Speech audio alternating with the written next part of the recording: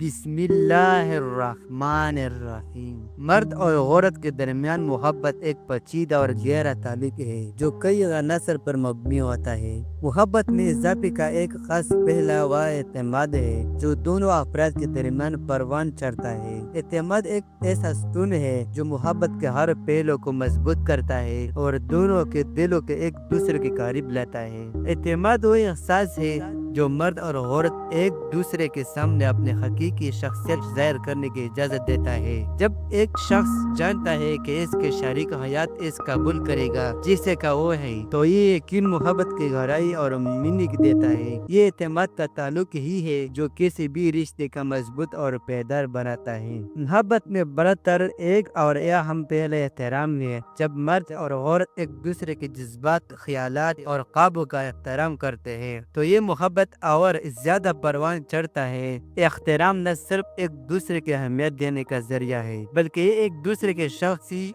आज़ादी को भी तस्लीम करने का अमल है। मजीद पूरा कुर्बानी और एसार भी मोहब्बत का बढ़ाता है। जब मर्द और औरत एक दूसरे की खुशी के लिए अपनी तरजीहात कुर्बान करते हैं तो ये अमल मोहब्बत बंधन के मजबूत करता है। इस अलावा जब कोई शख्स दूसरों के आराम से और सुकून अपनी जात पर तरजीह देता है, मोहब्बत में नई गहराई पैदा करती है। मोहब्बत में बातचीत भी अहम किरदार अदा करती है। साफ दिल से बातचीत और एक दूसरे के सुनने की सलाहियत वो चीजें हैं जो मर्द और औरत के दरमियान ताल्लुक के मुस्तहकम करती है। जब दोनों एक दूसरे के ख्यालात और जज्बात की समझते हैं तो ये मोहब्बत सफर के आसान और खूबसूरत बनाता है। आखिर में सबसे अहम बात यह है कि मोहब्बत वक्त के साथ साथ एक दूसरे के साथ ताल्लुकात को निभाने के आज़म पर मुबनी है। ये वो जज्बा है जो किसी भी मुश्किल वक्त में मोहब्बत को कमजोर नहीं होने देता बल्कि इसे मज़ीद गहरा करता है। इसलिए मर्द और औरत में मोहब्बत सिर्फ एतमाद, एहतराम, कुर्बानी और बातचीत